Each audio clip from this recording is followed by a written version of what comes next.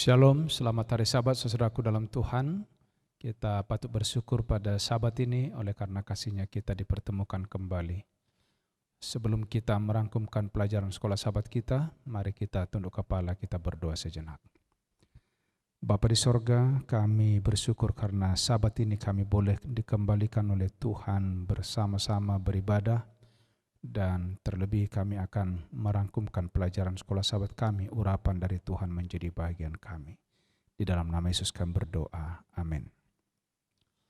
Saudaraku yang kasih, kita baru saja memulai minggu yang kedua di dalam pelajaran sekolah Sabat kita, di mana berbicara tentang janji Allah. Dan Sabat ini kita akan mengulangi kembali apa yang menjadi perjanjian utama dari Allah. Di dalam Keluaran 19 ayat yang kelima, jadi sekarang jika kamu sungguh-sungguh mendengarkan firman-Ku dan berpegang pada perjanjian-Ku, maka kamu akan menjadi harta kesayangan-Ku sendiri dari antara segala bangsa, sebab Akulah yang empunya seluruh bumi.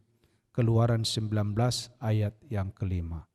Saudara-saudaraku yang kasih dalam Tuhan, ini adalah satu penghargaan yang sungguh luar biasa, di mana Allah sendiri mengangkat, mengikrarkan, memutuskan, mengumumkan kepada dunia, sesungguhnya apabila orang Israel mendengarkan suara Tuhan dengan berpegang kepada perjanjiannya, mereka akan menjadi umat kesayangan. Saudara-saudara yang kasih dalam Tuhan, ini pelajaran yang sangat menghibur. Kenapa? Ternyata di mata Tuhan, setiap orang yang percaya kepadanya itu menjadi anak kesayangannya.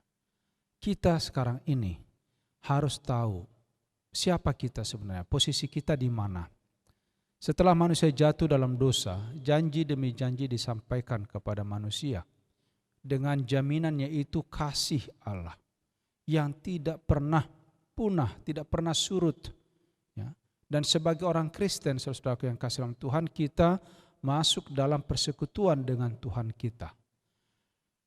Dasar-dasar perjanjian yang perlu menjadi pegangan kita pada saat ini, di mana di dalam Kejadian 17 ayat 2 firman Tuhan berkata, Aku akan mengadakan perjanjian antara aku dan engkau, dan aku akan membuat engkau sangat banyak.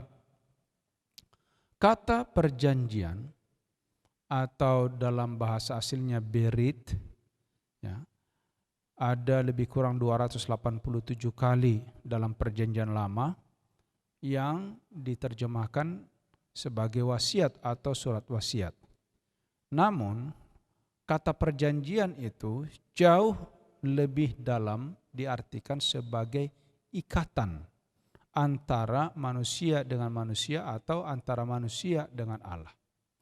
Saudaraku yang kasih dalam Tuhan, di dalam perjanjian, yaitu yang dimaksud dengan persetujuan atau ikatan dalam kitab suci, Allah melakukan satu janji yang menjadi pegangan, seolah-olah Allah seperti bersumpah kepada manusia untuk menyatakan kesungguh-sungguhan hatinya terhadap manusia. Di dalam Galatia pasal 3 ayat 16, Ibrani pasal 6 ayat 13-17, Allah meneguhkan janji-janji dengan sumpah. Kemudian kewajiban di dalam kita melakukan perjanjian itu ada kewajiban.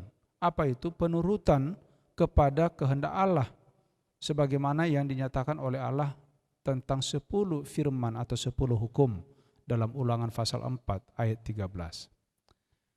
Cara di mana kewajiban perjanjian Allah sepenuhnya digenapi adalah melalui Yesus Kristus dan rencana keselamatan yang digambarkan di dalam Yesaya 42 ayat 1 dan ayat yang ke-6. Lalu kita melihat berjalannya perjanjian itu. yaitu perjanjian dengan Nuh. Ini salah satu contoh. Di dalam Kejadian pasal 6 ayat yang ke-18, tetapi dengan engkau aku akan mengadakan perjanjianku, kata firman Tuhan. Dan engkau akan masuk dalam bahtera itu, engkau bersama-sama dengan anak-anakmu dan istrimu dan istri anak-anakmu. Saudara-saudara, Allah sendiri yang menyatakan janji dan jaminan perlindungan. Bukankah ini hal yang sangat luar biasa? Kita ini tidak dapat menyelamatkan diri kita, tetapi Allah datang mengumumkan perjanjian itu sendiri. Oh, ini satu hal yang luar biasa dengan Allah kita. Saudara-saudara yang kasih dalam Tuhan, dan kita tahu sejarahnya, bagaimana Nuh, seorang yang setia kepada Tuhan, dari banyaknya manusia di zamannya, apa yang dijanjikan oleh Tuhan nyata. Nuh masuk ke dalam bahtera oleh karena dia percaya, oleh karena dia setia, dan dia diselamatkan hanya satu keluarga. Bagaimana dengan Abraham? Di dalam Kejadian pasal 12 ayat yang ketiga, aku akan memberkati orang-orang yang memberkati engkau, kata firman Tuhan, dan mengutuk orang-orang yang mengutuk engkau, dan olehmu semua kaum di muka bumi akan mendapat berkat. Di dalam Galatia pasal yang ke-3 ayat 6-9, hal ini ditekankan berkat bagi orang yang memiliki iman seperti Abraham, yang dilengkapi dalam Ibrani pasal yang ke-11 ayat yang ke-8. Apa dikatakan di sana? Allah membenarkan orang-orang bukan Yahudi oleh karena iman, setelah terlebih dahulu memberitakan Injil kepada Abraham. Olehmu segala bangsa akan diberkati. Jadi mereka yang hidup dari iman, merekalah yang diberkati bersama-sama dengan Abraham yang beriman itu. Saudara-saudaraku, kegenapan janji Allah kepada Abraham jauh dari masa Abraham sendiri. Ribuan tahun. Terjadi kepada orang-orang yang percaya kepada ajaran firman Tuhan yang telah disampaikan kepada Abraham. Dan apa yang dikatakan tadi, bahwa Allah membenarkan orang-orang yang bukan Yahudi oleh karena iman yang terlebih dahulu sudah diberitakan kepada Abraham. Nah, janji dan iman akan menjadi berkat. Saya pikir ini menjadi penekanan dalam pelajaran sekolah sahabat kita 1 minggu yang barusan saja berlalu. Kenapa? Dalam 1 Yohanes 4 ayat 19 firman Tuhan katakan, kita mengasihi karena Allah lebih dahulu mengasihi kita. Lalu percayalah Abraham kepada Tuhan, maka Tuhan memperhitungkan itu kepadanya sebagai kebenaran. Kejadian 15 ayat 6. Jadi janji Tuhan akan menjadi berkat kalau kita terima dengan iman. Ini penting statement ini saudara bagi kita.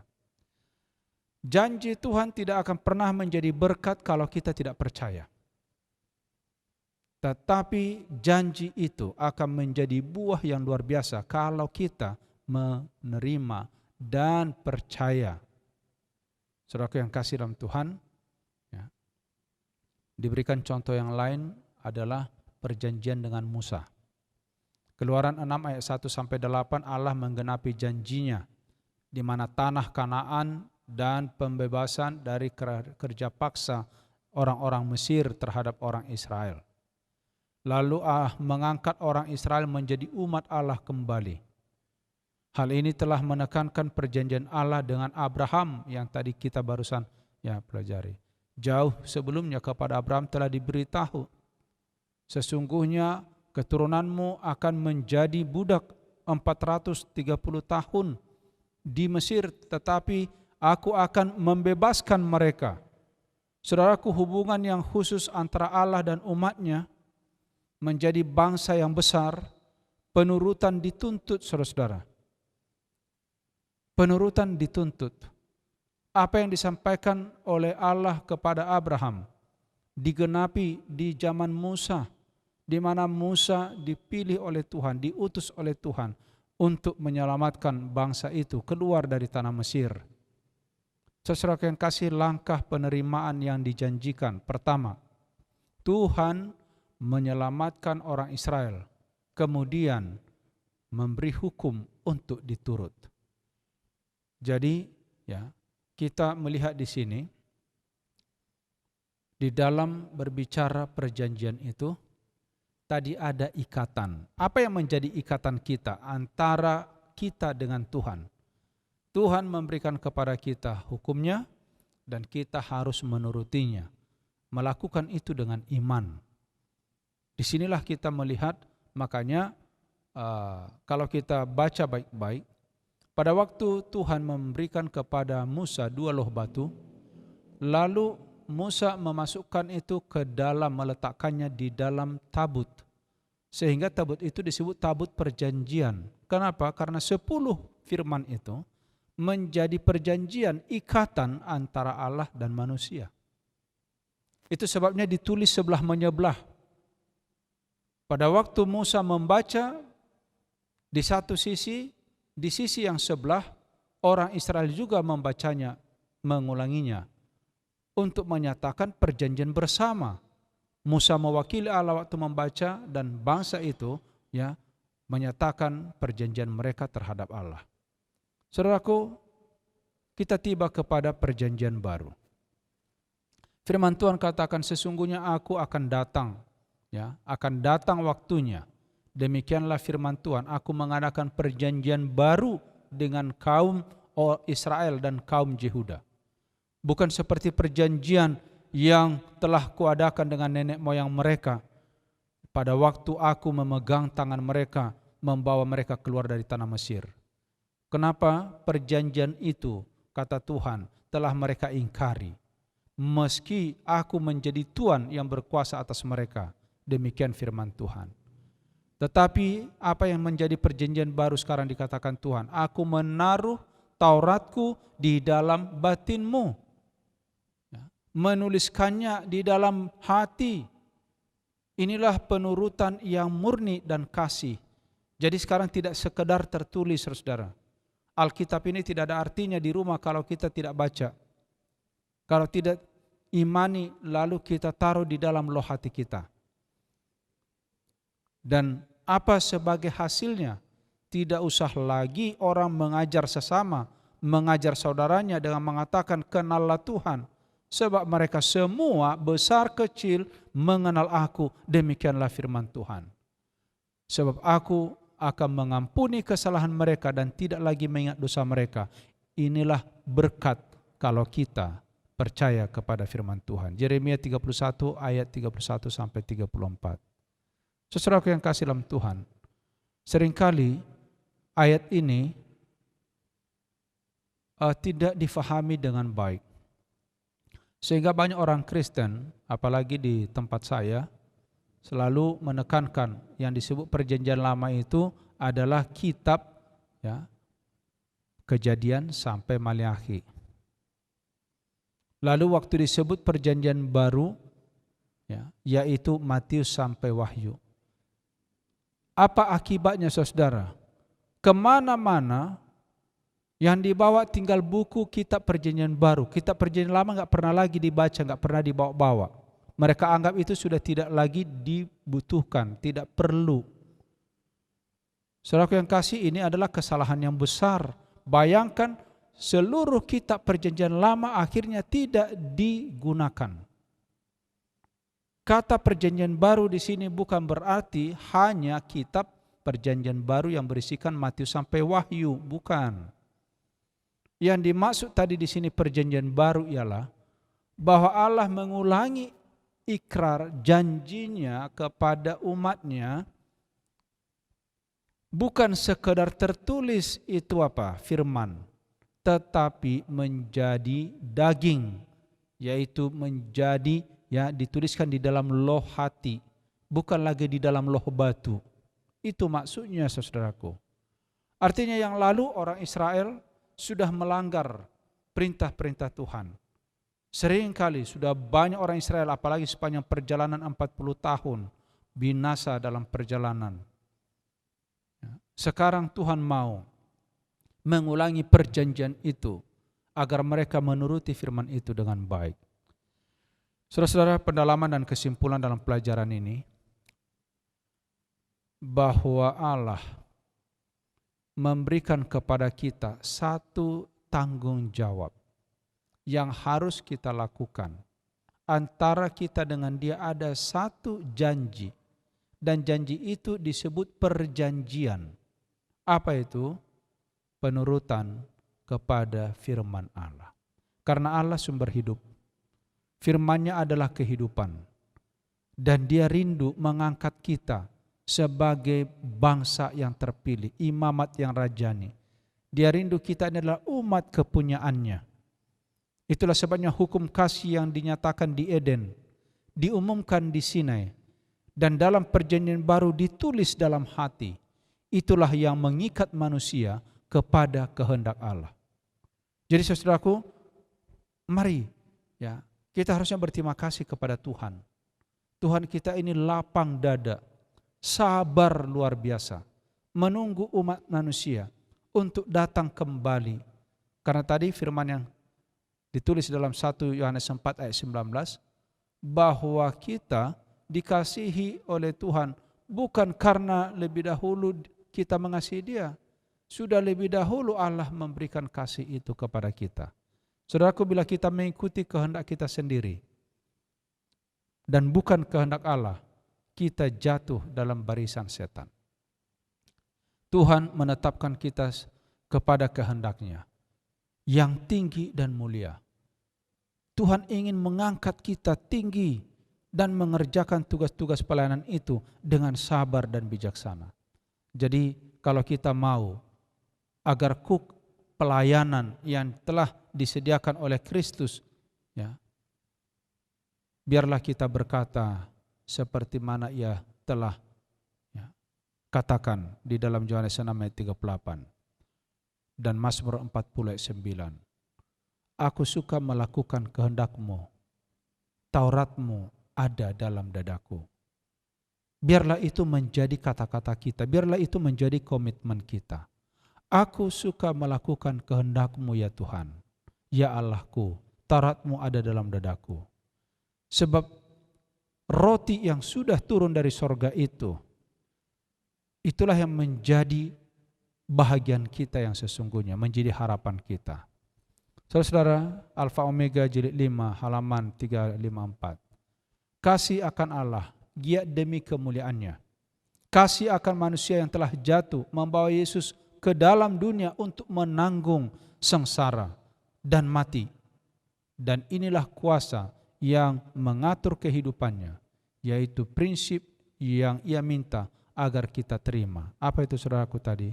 Adalah kasih akan Allah. Saudara-saudara yang kasih dalam Tuhan, maksudnya dosa telah memutuskan hubungan kita dengan Tuhan. Tetapi Allah sendiri didorong oleh cintanya yang luar biasa kepada hasil karyanya itu, saudara dan saya, sehingga Dia sendiri yang datang, turun untuk memulai perjanjian itu. Jadi saudara yang kasih, mari kita buka hati kita, mari kita berbuat apa yang Tuhan inginkan kita buat. Kenapa? Karena hasilnya adalah keselamatan. Dan sekali lagi ayat hafalan kita. Jadi sekarang jika kamu sungguh-sungguh mendengarkan firman-Ku, berpegang pada perjanjian-Ku, kamu akan menjadi harta kesayangan-Ku sendiri dari antara segala bangsa, sebab Akulah yang empunya seluruh bumi. Saya rindu pelajaran sekolah sahabat kita, satu sahabat yang baru berlalu ini, boleh memberikan kepada kita satu motivasi. Kita akan lebih setia kepada Tuhan. Kita harus bersyukur kepada Tuhan. Kenapa? Tuhan sediakan semua, saudara. Dan dia sendiri yang memulai perjanjian itu. Dia mau terikat kita dengan dia supaya kita tidak binasa.